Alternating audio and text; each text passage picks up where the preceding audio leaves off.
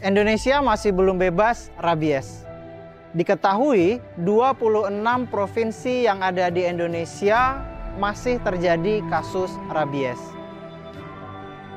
Penyakit rabies adalah penyakit viral zoonosis yang disebabkan oleh virus rabies dari golongan Rhabdoviridae, virus yang bentuknya seperti peluru, tidak bersegmen.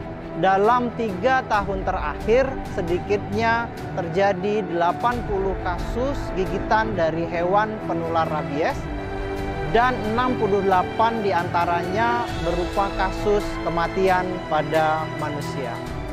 Meskipun virus ini sangat menakutkan karena case fatality rate-nya, tingkat fatalitas kasusnya sampai 100%. Artinya apa? Artinya pada hewan maupun pada manusia yang terkena rabies, maka kalau gejala klinisnya sudah muncul, virus ini akan menyebabkan kematian.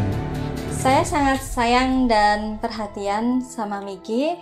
Kebutuhannya saya penuhi, terutama makan, minum, vitamin, dan kandang pun juga saya berikan untuk Miki.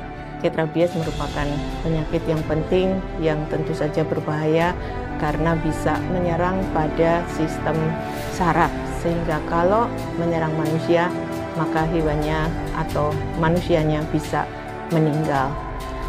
Dari vaksin-vaksin yang sudah diberikan untuk Miki, salah satunya yaitu vaksin rabies. Kita tahu bahwa penyakit rabies adalah penyakit yang berbahaya karena merupakan penyakit zoonosis yang bisa menular dari hewan ke manusia. Dalam kasus gigitan anjing atau hewan penular rabies lainnya, ada 2 hal yang harus dilakukan.